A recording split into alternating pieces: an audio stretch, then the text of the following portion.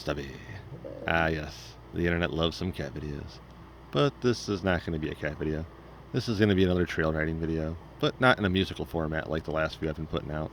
Um, I've been trying to figure out how I wanted to really record and document, I guess is the word I'm looking for here, my adventures throughout Verns in the summer, because it's an interesting area, and each time I go out, it's a unique adventure. However, it's out of 3-4 hours of riding. There's maybe 2-3 minutes of interesting stuff to me, and to really most people probably a half a minute, which is why I make the music videos. I really condense down to the cool points.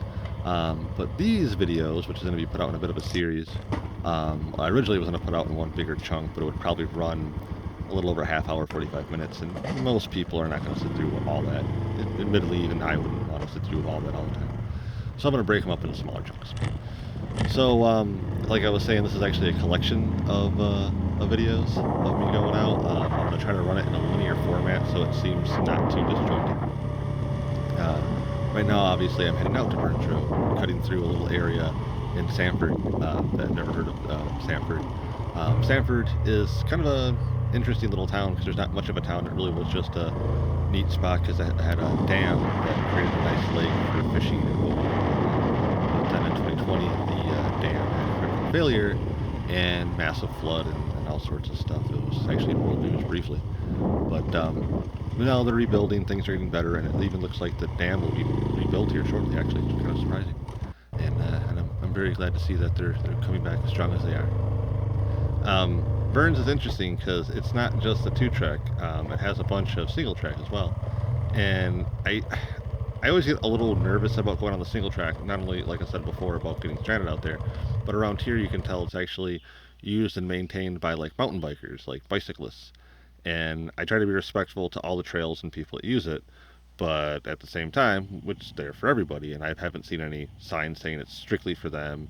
And I don't know if it's just a group that put this together, but there's a series of these bridges and all sorts of really interesting stuff that make exploring this area absolutely a blast. I want to thank those that have put the time and effort into doing this, and I hope to bump into them to maybe even get involved with maintaining these trails if they don't kick me off of them.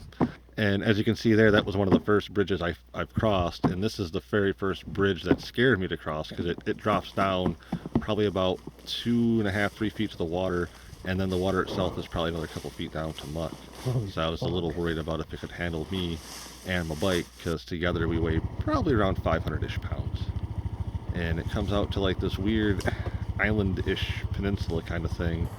On the other side it drops off to a bog, and then the bog drops off into water.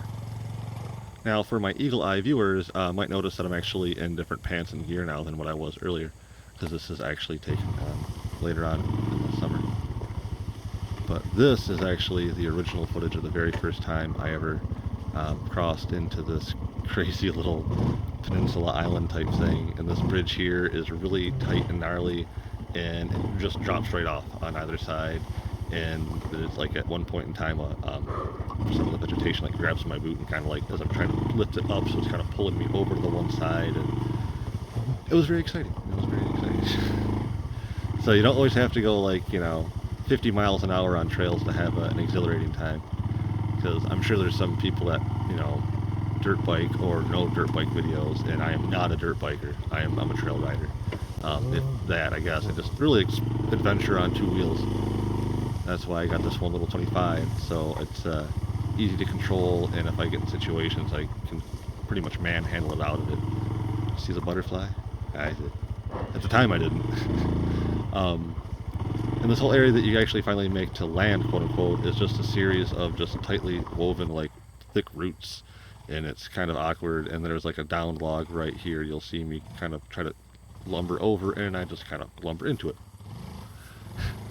And again, this is actually from different footage that was taken from later in the season. And that's going to be it for this little tidbit. I know it was a little lackluster, but like I said, I wanted to get more in depth. There's definitely some more interesting scenes yet to come, and I hope you tune in for the next ones, where I maybe find things I lose. Take care.